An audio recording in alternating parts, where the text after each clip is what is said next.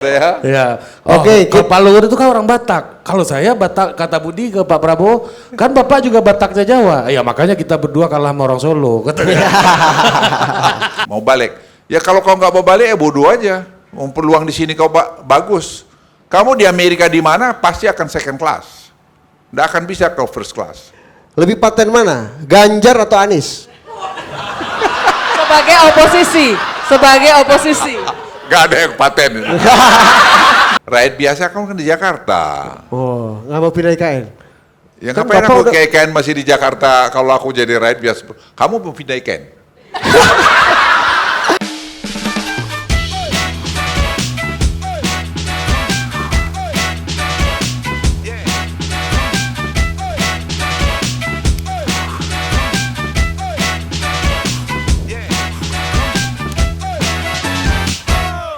Geser kita soal politik lah. Ya udah dunia. Lu lah gimana? Iya. Ini soal Pak Jokowi. Katanya kan banyak. Pak Jenderal lagi belajar manggil Pak Prabowo Presiden Prabowo ya gitu. Biasanya kan ada di video viral tuh, wo duduk kau, wo. Iya. Viral. Senior, soalnya senior. Iya. Aku bilang wo. Duduk kau. Kalau abang tidak suruh duduk, saya tidak duduk bang. Iya. Begini, itu kan kita harus menghormati institusi. Pasti Pak. Ya, institusi. Kita suka nggak suka, 96 juta lebih yang memilih Pak Prabowo itu. Dan dia adalah Presiden Republik Indonesia, segera. Jadi, nah, hubungan pribadi saya sama beliau, saya hormati betul. Tapi, dan juga Pak Prabowo. Tapi saya beritahu sama beliau, nggak bisa lagi, itu sudah lewat. Anda segera akan jadi Presiden Republik Indonesia. Jadi saya harus menghormati institusi Presiden itu.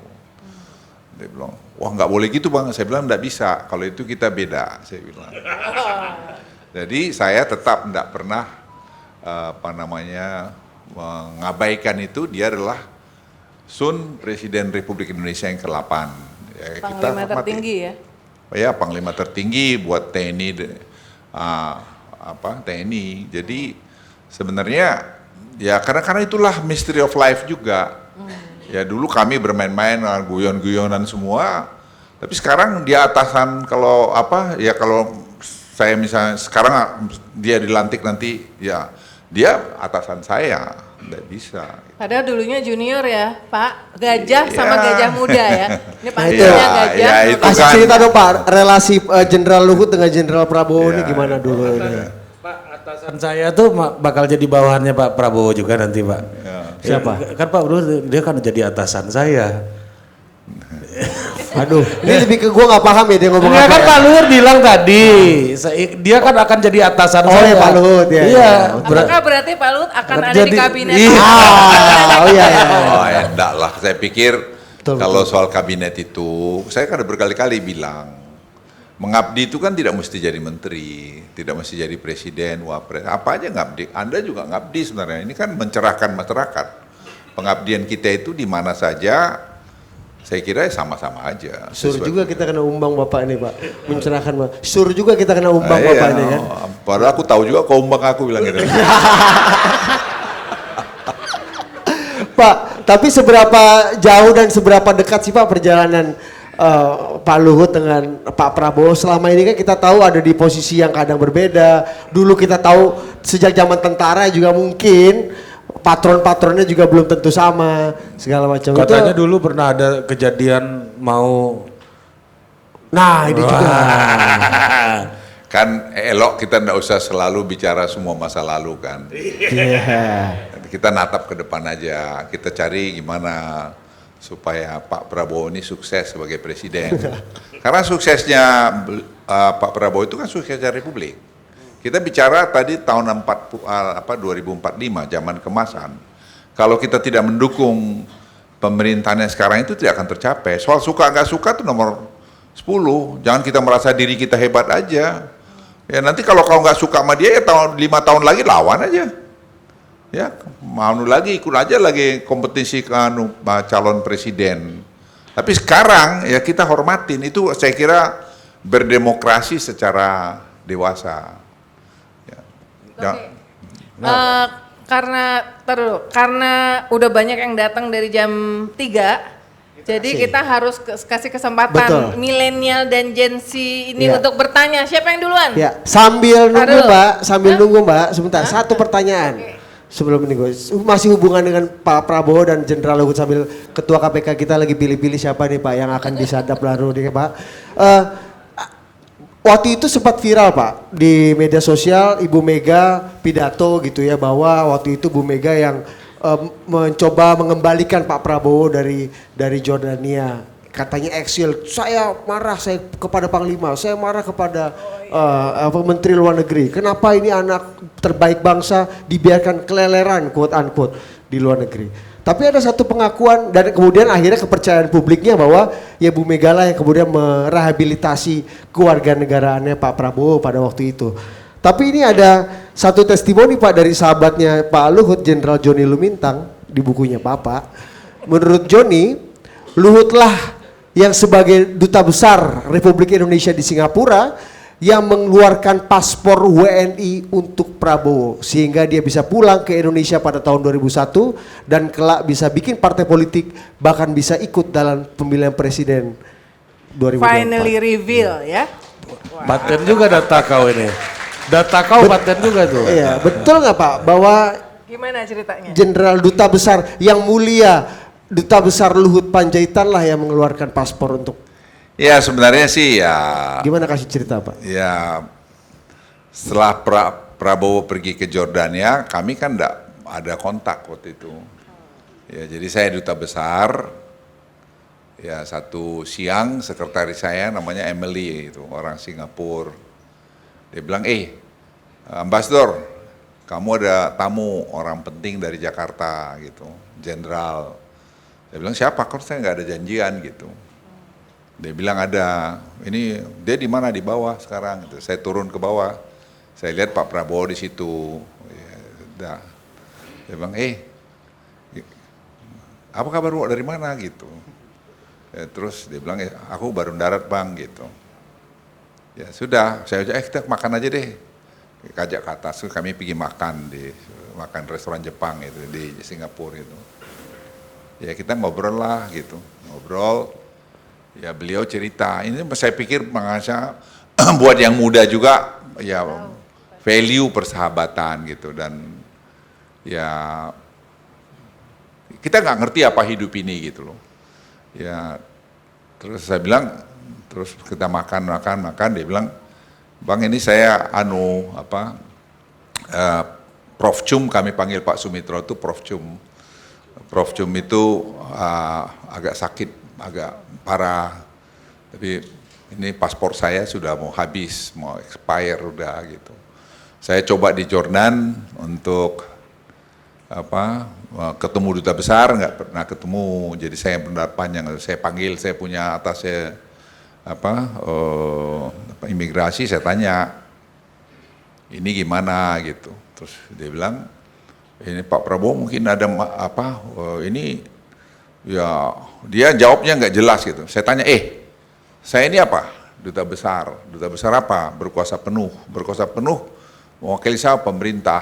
Saya bilang keluarin tuh paspor perpanjang gitu.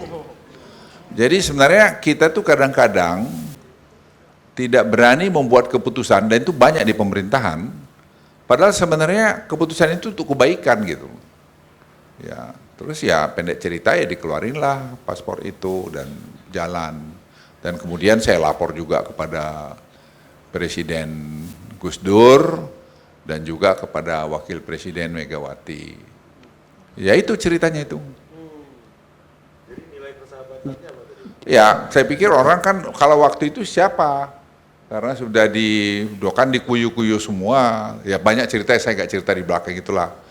Ya artinya saya bilang sama Pak Prabowo juga, ya that's life kok, saya bilang. Ya kadang-kadang orang kalau kita lagi kuasa, semua orang datang akan baik-baik aja. Tapi begitu kita tidak berkuasa, kita ada sedikit masalah, orang semua nimpukin kita rame-rame gitu. Jadi buat saya teman is teman. Ya, jadi orang mau bilang apa aja ya, he's my good friend. So what gitu loh. That's Paten what ya. friend are for judulnya ya. Jadi Paten ya. Jadi waktu itu di saat seluruh kedutaan di mana-mana menghindari mengeluarkan paspor untuk Pak Prabowo, Jenderal Luhut sebagai duta besar Ya, luar sebenarnya biasa saya dan gini juga, berkuasa saya penuh. malas juga cerita-cerita itu sebenarnya karena tapi penting ini karena ini menarik, ada 2 keyword, Luhut dan Prabowo. Pasti yang baca banyak. Ya, tapi Pak. saya yang kenal tadi Anda tanya mengenai Pak Prabowo, saya pikir ya alam ini udah ya nyiapkan dia untuk jadi presiden untuk saya. Jadi ya dia dengan segala macam pengalamannya, menurut hemat saya kalau dia konsisten terus begini, dia akan presiden yang baik dan akan baik buat Indonesia. Dia meneruskan apa yang sudah dibuat oleh Pak Jokowi. Jadi saya lihat Pak Jokowi juga sampai kemarin saya ketemu masih terus untuk menyiapkan apa-apa yang perlu untuk kelangsungan pembangunan pada zamannya Pak Prabowo yang dulu saya tidak lihat itu. Nah, waktu saya kepala staf presiden 2014. Sekarang ini jadi saya pikir kalau kita 2045 itu nanti negara paling tidak high income country itu ya saya pasti dapat. Wah. Dan saya kira GDP kita mungkin bisa sekarang 1,4 triliun, mungkin bisa ya 3 triliun atau 2, sekian triliun. Wah, menarik 3 ini, triliunan bisa US dollar ya. Jadi Golkar gimana Pak? Golkar. Golkar saya timbang-timbang kamu jadi ketua umumnya cocok kali. Uni lobis saja Pak. Pak jadi lebih galak mana Bapak apa tuh Pak, apa Pak Prabowo sih Pak? Kenapa tuh? Lebih galak mana Bapak sama Pak Prabowo sama pasukan? Ya, kami dua-dua sama galaknya dulu waktu muda. Kalau kata Pak Prabowo, makanya kita berdua kalah sama orang Solo. Katanya. Pak Prabowo yang bilang Pak ke kami Pak makan-makan waktu itu Pak. Apa katanya? Ya. Oke, Kalau Pak Luhut itu kan orang Batak. Kalau saya Batak, kata Budi ke Pak Prabowo, kan Bapak juga Bataknya Jawa. Ya makanya kita berdua kalah sama orang Solo. Katanya. Makanya kita berdua kalah sama orang Solo. Iya. Enggak, jangan kutip yang itu. Kita belajar sama orang Solo. Keceplosan kawan. Sekarang dikeluarin ya. Tapi udah dikeluarin di mana-mana. Iya. Oke, silakan Ini, yang mau nanya. Charlini, Oke. dia co-founder CEO Nusantik, startup yang pertama Nusantik, kali saya menciptakan tahu, saya PCR. bantu Oke. Nusantik. Ya, saya udah exit kok Bu, lagi bikin ormas. Iya, oke.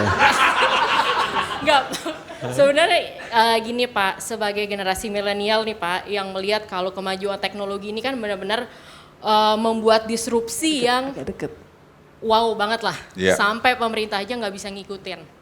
Menurut Bapak sebagai jenderal dan negarawan, apakah pasal 33 ayat 3 UUD 45 perlu direvisi Pak? Makasih. Apa?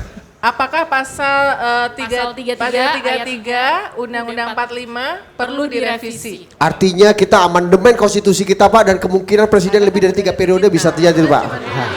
Bercanda. Oh ya, menarik ini. Ya, kamu aja yang jawab. Ya, artinya milenial. Kalian seperti Nusantik ya. Nusantik ini saya ingat betul waktu kita COVID itu, ya. COVID mereka ini sudah punya teknologi yang PCR test. ya PCR itu Nusantik yang buat. Kita dorong pakai Nusantik. Oh itu masih cowok, nah coba aja saya bilang sama tim. Kenapa itu buat Indonesia kok? Kan keadaan situ waktu itu keadaannya betul seperti chaos sebenarnya. Kita kan tidak punya PCR. PCR kita mesti dari luar. Saya masih ingat betul itu. Ya akhirnya Nusantik yang bermain. Nusantik itu kalian berapa anak-anak muda waktu itu yang ngerjain ya? Ya, mereka yang bikin dan ternyata sangat successful. Jadi saya pikir teknologi itu, ya kamu bilang tadi pasal 33 belum ada teknologi, ya memang perlu dilihat juga itu satu ketika menarik. Saya baru terpikir sekarang itu ya. Beda ya, inovator. Paten juga Bapak kalau jadi ketum Golkar ini bisa menggolkan ini di parlemen Pak. Betul, balik. Silakan sebutkan Iya. nama langsung ke pertanyaan. Oke. Perkenalkan, nama saya Prabu Iksan dari Universitas Jayabaya. Kebetulan saat ini saya masih menjadi mahasiswa. Saya dari generasi Gen Z. Jangan curhat ya, langsung. Saya minta kiat-kiatnya dari Bapak Luhut Binsar Panjaitan. Bagaimana Gen Z ini biar bisa mungkin yang tertarik masuk ke pemerintahan atau ke politik gitu Pak. Terima kasih. Ya saya pikir ya tadi kalau soal tadi kalian bisa berkiprah, sebenarnya Nusantik ini bisa jadi model kalian. Nusantik harus berkarya. Saya selalu bilang ya, orang pinter banyak ya, tapi bagaimana berinovasi dengan kepintaran kalian itu menciptakan sesuatu, itu yang penting. Nah untuk itu apa? Ya kau banyak berteman. Banyak berteman, teman yang baik dan setia berteman. Jangan kau hianati pertemananmu hanya karena sesuatu. Itu penting, karena kalau kau punya network yang bagus, orang percaya sama kamu, orang akan cari kamu. Once dia tahu kamu nggak bisa dipercaya, you're finished. Jadi saya titip sama kalian, kalau kalian berteman, jangan pernah bohongi temanmu. Kenapa saya juga dibilang banyak orang datang ke saya? Karena saya membangun kredibilitas saya. Kalau saya janji, saya akan upayakan at all cost supaya janji saya itu saya tepati. Sama dengan berunding dengan negara-negara lain, saya selalu deliver apa yang sudah saya janji sama mereka. Sehingga mereka ya sama saya lihat bagus, dan itu saya share sama kalian. Saya sampai sakit mana yang tidak mau nawarkan pengobatan ke saya. Negara-negara mana yang tidak. Individu. Sampai sekarang saya besok mau ke Cina, masih dari pemerintah Tiongkok tanya mau periksa kau nggak, kamu kesehatan di sini lagi lihat gitu. Apa itu? Karena saya memberikan bantuan, padahal bantuan yang saya berikan dia itu untuk kepentingan Republik juga. Sekarang tadi saya cerita, kalau tanpa hilirisasi, hari ini kita tidak ekspor 40 miliar dolar. Kalau tidak ada ekspor 45 miliar dolar, ekonomi kita tidak begini. Orang dulu banyak marah, bilang kenapa Cina. Cina itu teknologinya sangat maju dalam bidang downstreaming. Amerika tuh 9 tahun, 8-9 tahun di belakang mereka. Teknologi wise. Uang, dia juga besar. Market, dia juga besar. Tapi kita nggak bisa lupa Amerika dan juga Eropa. Jadi kita harus melihara equilibrium hubungan ini. Makanya kemarin ada tokoh dari Amerika datang kemari, saya tawarkan sama dia, terus saya lapor Presiden Jokowi.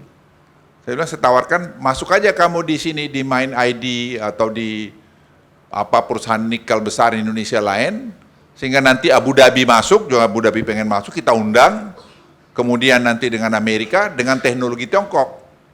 Nah saya bilang Inflation Reduction Act itu ya jadi musuh bersama kita, karena ini barang ini bukan hanya barang Indonesia, 70% market dunia atau nikel dunia dari Indonesia.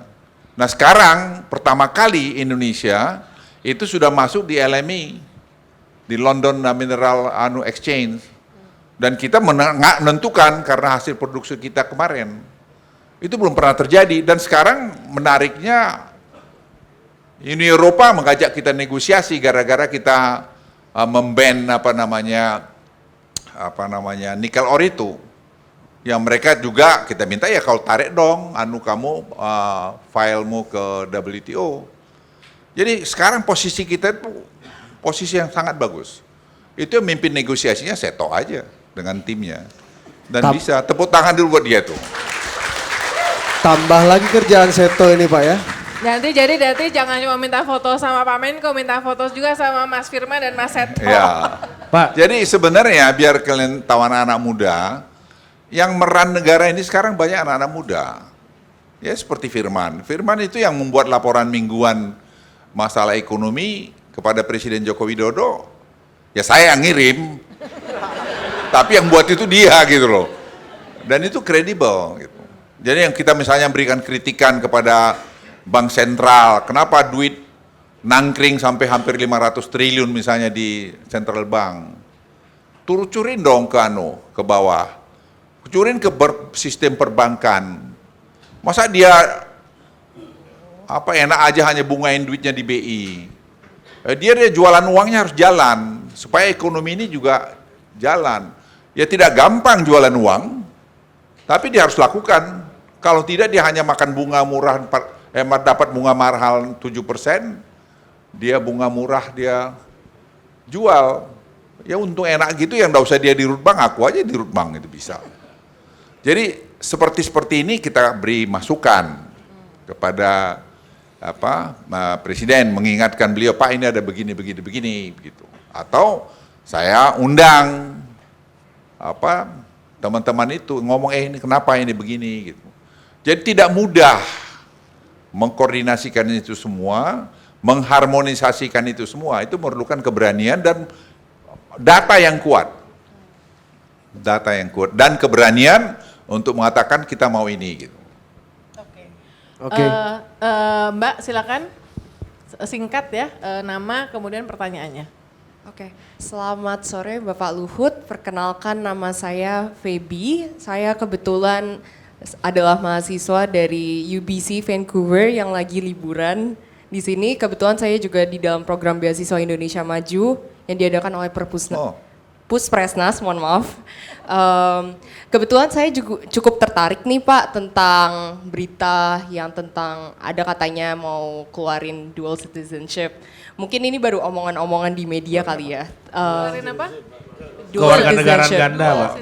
Ya, saya ingin tahu lebih tentang grand plan Bapak untuk hal ini jika sudah ada. Yang kedua, Bapak tadi juga ngobrol juga tentang mengirimkan mahasiswa ke luar negeri. Apakah Bapak punya grand plan untuk mahasiswa ini untuk dibalikan ke Indonesia? Apa yang Bapak ekspektasikan untuk mereka saat balik ke Indonesia? Itu yang kedua, mohon maaf sekali. Dan yang ketiga ini kebetulan pertanyaan titipan dari teman saya. Apa pegangan hidup Bapak selama ini dari menjadi Kopassus, kemudian jadi bisnismen, dan kemudian jadi menteri? Itu saja Bapak Luhut, terima kasih banyak. Pertanyaanmu banyak banget. Iya. Ini gara-gara Bapak bikin Hebat pertanyaannya tuh. Pak, ini gara-gara Bapak bikin omnibus itu Pak, undang-undang ciptaker omnibus itu pertanyaannya juga omnibus ini tadi Pak. Soal dual citizen itu mungkin masih sedikit jauh ya, karena merubah undang-undang kan. Tapi sekarang kiatnya kita tiru India. India itu kan memberikan visa seumur hidup kepada misalnya diasporanya dia. Ya sama aja sebenarnya. Hanya dia tidak bisa mengikut politik, itu aja. Jadi saya pikir itu bagus dan kita memberikan golden visa juga kepada orang-orang yang kita anggap bisa memberikan kemajuan pada Indonesia. Sekarang kita mulai buka, Presiden lagi minta dikerjakan itu family office, di mana di satu special economic zone itu kita mungkin lagi hitung sekarang ini menggunakan common law, mereka bisa taruh uang di sana tidak dipajakin, tapi dia investasinya baru dipajakin. Jadi kita harus betul-betul berkreasi melihat perkembangan dunia yang cepat sama dengan teknologi tadi. Jadi kita tidak bisa bilang ini undang-undang nggak ada ya. Kalau undang-undangnya sudah mengikat tangan kita, robah aja undang-undang itu untuk kebaikan Republik, asal tadi untuk kebaikan Republik. Jadi semacam itu sekarang sedang berkembang di kita. Kita misalnya membuat Global Blended Finance Alliance, misalnya di mana itu menjadi platform pemerintah untuk Global South, jadi hubungan negara-negara selatan, di mana Indonesia itu sekarang salah satu negara yang leading di sana, untuk Afrika misalnya, negara-negara archipelagic island state.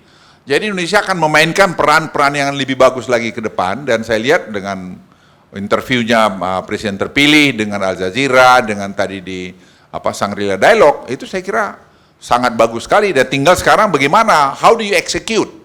Persoalannya kan eksekusinya ini. Eksekusi itu tidak segampang yang kita bayangkan itu, ngomong kita sih mudah semua. Tapi bagaimana kita mengeksekusi, dan itu yang diperlukan, dan saya lihat Pak Presiden terpilih membangun timnya untuk melakukan itu tadi, melaksanakan itu tadi. Yang kedua yang grand plan untuk yang udah di Keluar negeri, pulang. Dwi kewarganegaraan Pak. Kalau duit keluarga saya belum masih agak jauh itu. Tapi tadi kalau Anda diaspora kan gampang, tinggal apply aja, tidak ada masalah. Nah kalau orang mau kembali, kan tergantung, kalau nggak ada lapangan kerja di Indonesia ngapain dia balik? Tapi di Indonesia sekarang sangat banyak, sangat menjanjikan. Anda mau kerja apa aja, kemarin ada tokoh yang dari Amerika yang datang itu, melihat Morowali dia terkaget-kaget. Kita punya research center di Morowali untuk nikel yang terbaik di dunia. Kemudian kita punya juga museumnya, kita punya juga industrinya yang 9 tahun di depan Amerika, itu anak-anak Indonesia. Jadi yang kembali ke Tsinghua, itu saya ada minta kepada presidennya Tsinghua University, mereka selesai sekolah bisa mungkin masih kerja di perusahaan-perusahaan yang investasi di Indonesia, dan itu kemudian dia masuk ke Indonesia. Dan itu menguntungkan buat perusahaan itu karena manajemen yang dia nanti dipimpin orang Indonesia sehingga komunikasi dia juga ke sekelilingnya lebih bagus. Saya kira planningin pemerintah ke depan mengenai hal ini jauh lebih bagus dari waktu-waktu lalu. Mohon maaf, kita Pak Luhut jam 6 harus sudah ada janji. Jadi terima kasih atas pertanyaan. Atau ada, Last question, last question dari sisi kanan belum terakhir nih. Sisi kanan itu bukan berarti ini ya, tapi gue nggak mau nyebut nama Iya. partainya. Baik. Ya, terima kasih. Selamat sore Pak Menko. Perkenalkan, saya Lutfi dari Think Policy, Startup Kebijakan Publik. Kalau tadi mbaknya itu kualitas internasional Pak, saya masih TKDN 100%, alias satu alma mater dengan Pak Jokowi dan Pak Pratikno. Mungkin pertanyaan saya langsung aja Pak. Cari temen loh. Mungkin pertanyaan saya ini Pak, kan Cina baru-baru ini mengeluarkan tarif, Amerika Serikat baru-baru ini mengeluarkan tarif terhadap produk-produk Cina, khususnya untuk low carbon technology. Nah ini kan jadinya salah satu potensi bagi Southeast Asian market. Dan salah satunya adalah 75% solar panel impor dari US itu berasal dari Southeast Asian countries. Sayangnya nggak ada Indonesia di situ. Nah saya mau tanya strategi Pak Menko, apakah Indonesia akan mengcapture potensi ini atau sebenarnya ini belum jadi prioritas untuk sementara? Karena ini kan sebenarnya salah satu dari low carbon technologies juga ya. Kita lihat juga bahwa di Indonesia saat ini kita bisa lihat kayak Surinanesia, salah satu contohnya kayak produsen solar panel juga. Nah, apakah ini menjadi salah satu strategi Bapak juga untuk ngambil market tersebut atau sebenarnya ini bukan suatu hal yang ingin diambil Indonesia market ini? Karena kan 75% belum dari Indonesia, Pak. Mungkin itu Pak pertanyaannya, terima kasih. Terima kasih. Ya, carbon trading ini memang satu potensi luar biasa kita. Karena kita punya carbon capture storage yang salah satu terbesar di dunia, 400 gigaton. Itu dagangannya besar, kita punya mangrove, kita punya hutan, peatland, semua you name it, kita punya semua. Sekarang tinggal institusinya, kita sedang siapkan. Ini nanti malam juga nanti Seto sama saya sama Firman ketemu dengan tim transisinya Pak Prabowo untuk bicarakan mengenai tadi supaya berlanjut. Jadi jangan nunggu sampai Oktober, dari sekarang udah dikerjakan supaya itu penerimaan billion of dollars pada pemerintah Indonesia. Dan itu anak-anak muda yang saya minta mengerjakan itu sekarang. Jadi saya sebenarnya hanya mentoring mereka saja. Jadi kalau Anda nanti lihat di kantor saya, ya kelas-kelasnya si Firman, umurnya si Seto, yang menghitung itu semua. Karena mereka yang sangat paham, kalian yang sangat paham mengenai itu. Dan potensi buat kita itu sangat banyak. Jadi tadi ada pertanyaan tadi, apakah anak-anak muda Indonesia tadi yang dari UGM mau balik? Ya kalau kau nggak mau balik ya bodoh aja. Peluang di sini kau bagus. Kamu di Amerika di mana pasti akan second class. Nggak akan bisa kau first class citizen. Kamu first class citizen di Indonesia, di kampungmu ini. Dan kalau kau udah punya ilmu, kau bawa kemari dengan peluangnya begini banyak, Anda akan jadi somebody.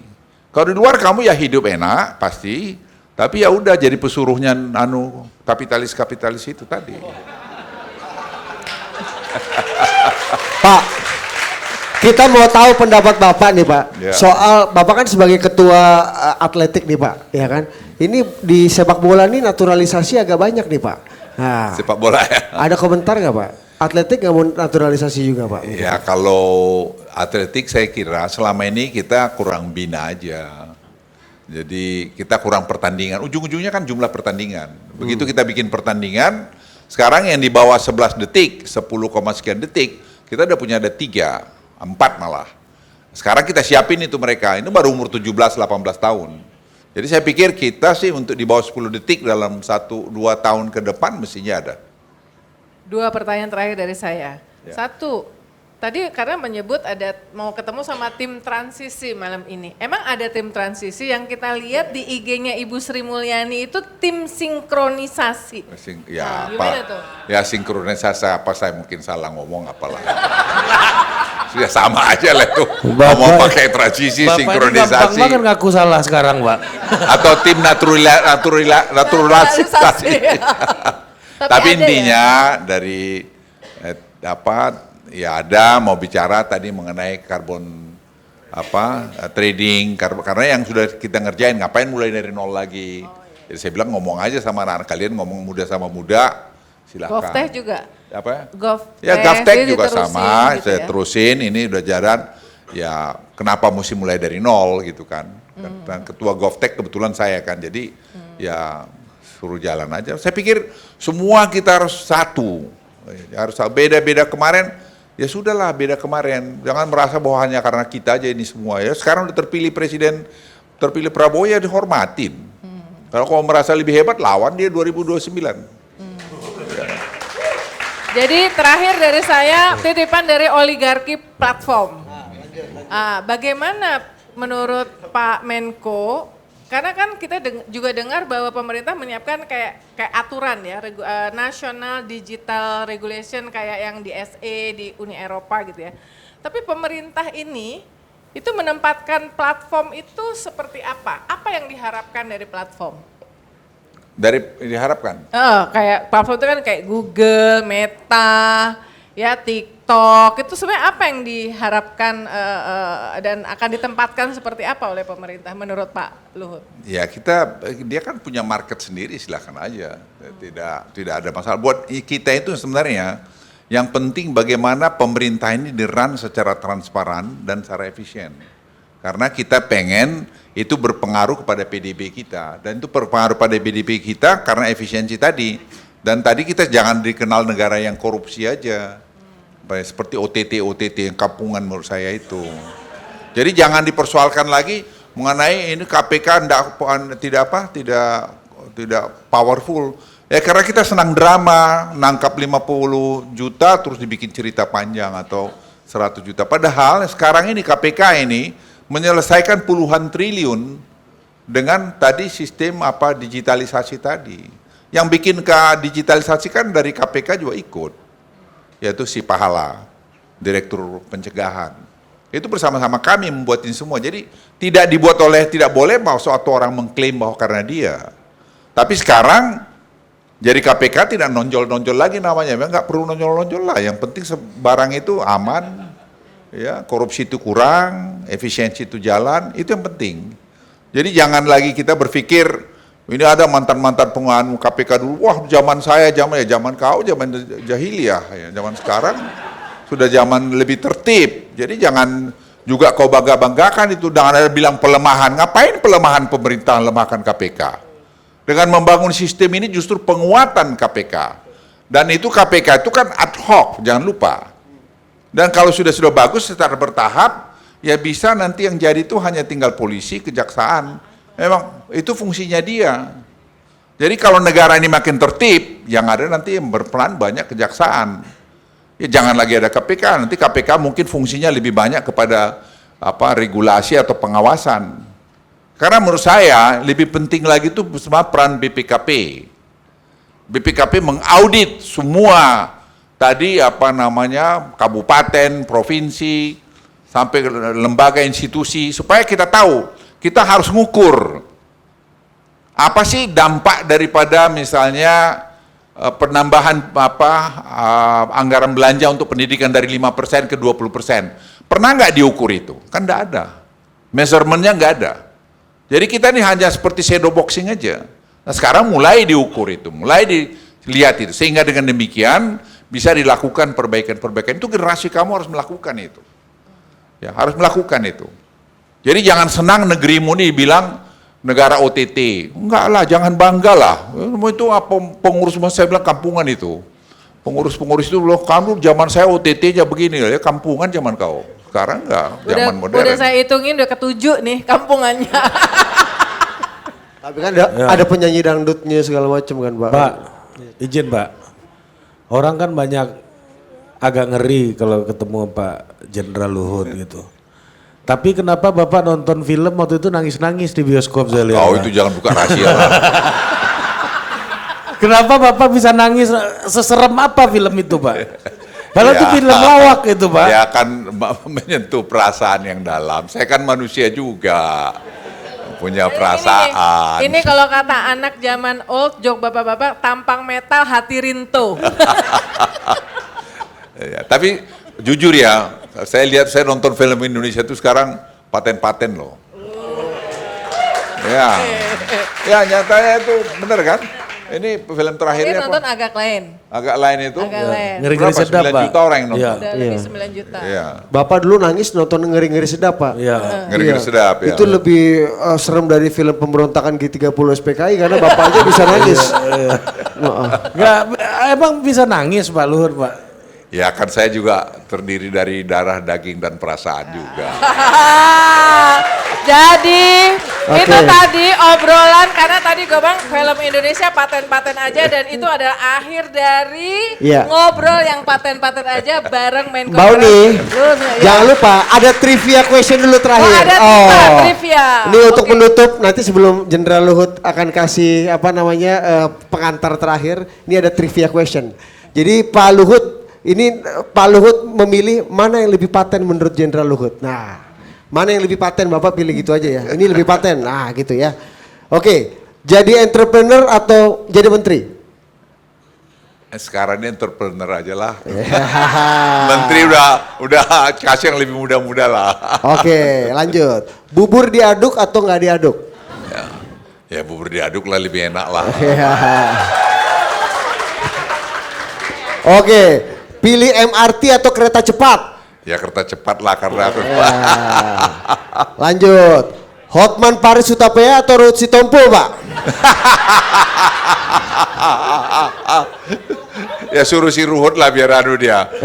Karena dia kalah DPR kemarin kita pilih dia aja lah. Tapi kan Ruhut oposisi, Pak. Ya, Pak, pilih Panbers atau Trio Ambisi? Triambisi lah. Saya suka lagu-lagunya tuh, kasihan itu. Kasih dulu satu bait lagu Trio Ambisi, Pak. Kasih dulu, Pak. Apa? Kasih dulu lagu satu bait Trio Tahu Ambisi. itu nyurawnya. Iya. Lanjut, Pak. Nggak mampu kau bayar aku kalau Ya, ya, benar. Pasti. Lanjut, Pak. Kris Dayanti atau Yuni Syara? Ya, Kris Dayanti. Iya. Kalau Kris Dayanti lebih paten mana Kris Dayanti sama Bu Devi, Pak? Ya Bu Devi lah. Oh ya, ya. Oke. Lanjut. Ini soal oposisi, Lebih paten mana? Ganjar atau Anies? Sebagai oposisi. Gak ada yang paten. Oke, lanjut. Masih edisi oposisi. Menurut Bapak lebih paten mana? Hasto Kristianto atau Bambang Pacul? Ya lebih paten Bambang Pacul lah. Aduh, Pak, nanti Bapak lebih pilih pindah IKN atau stay Jakarta? Ya aku sebagai Dilema. menteri, kalau nanti sebagai menteri. Tapi kalau sebagai rakyat biasa kamu kan di Jakarta. Oh, nggak mau pindah IKN? Ya Kan ngapain Bapak aku udah- ke IKN masih di Jakarta kalau aku jadi rakyat biasa. Kamu mau pindah IKN? Dibalikin lagi ke aku. Kalau aku Lu dulu jangan tugasnya nyerang gua aja dong. Lu jangan nanya. Wah itu Iya. sebetulnya itu pertanyaan Pak Luhut itu sangat bermakna loh. Iya, udah, kita biarkan itu jawaban Pak Luhut. Oke. Lebih paten mana, Pak? Bapak jadi Panglima TNI atau Menko Maritim Investasi? Ya, sekarang ini akan Menko Maritim Investasi lah. Panglima TNI kan udah liwat. Oh ya, nggak kalau suruh milih. Sangat mengingat-ingat masa lalu dong. Oke, bicara soal anak presiden. Hehe. Lebih paten mana, Pak? Agus Yudhoyono atau Yeni Wahid? Agus Yudhoyono atau Yeni Wahid? Ya dua-dua paten lah. Aduh. Kaisang atau Inayah Wahid? Siapa? Kaisang atau Inayah Wahid? Ya dua-dua baik lah. Ya oke. Ya udah kalau kayak gini kolega, masuk kolega. Erlangga atau Bahlil, Pak? Ya Erlangga lah ketua umum. Wah. Emang Bahlil nggak paten, Pak? Ya dia gak ketua umum. Ah, nih. Oke, Pak. Dikit lagi. Pasca Oktober lebih paten mana 20 menurut Oktober. pasca 20 Oktober lebih paten mana menurut Pak Luhut? Pak Jokowi lebih cocok pegang partai atau jadi one team pressnya Presiden Prabowo? Ya terserah Pak Jokowi maunya dia apa. Enggak lah. Udah pasti, tapi lebih paten mana menurut Jenderal Luhut? Aspirasi Bapak, kan Bapak teman presiden. Ya, itu kan hak prerogatifnya Raja Jawa, biarin aja lah. Oke, lanjut dikit lagi. Bapak pilih mana? Presiden Jokowi atau Presiden SBY?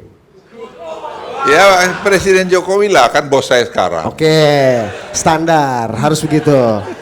Presiden Jokowi atau Presiden Prabowo? Ya masih Presiden Jokowi lah, masih bos saya. Wah. Oke. Loyalitasnya jelas. Yang terakhir, Pak Jokowi atau Gus Dur, Pak? Atau? Gus Dur. Ya Gus Dur. Oke, terima kasih. Teman-teman, terima kasih Pak Luhut atas insightful informationnya. Jangan bosan ngobrol sama kita-kita ya, baik Paten, pas Pak. jadi menteri ataupun udah. Iya, asik kan Pak, paten kan Pak, forum-forum gini kan Pak. Iya, kita sering-sering bikin. Terima kasih atas perhatiannya, sampai jumpa. Oke, kita foto-foto dulu.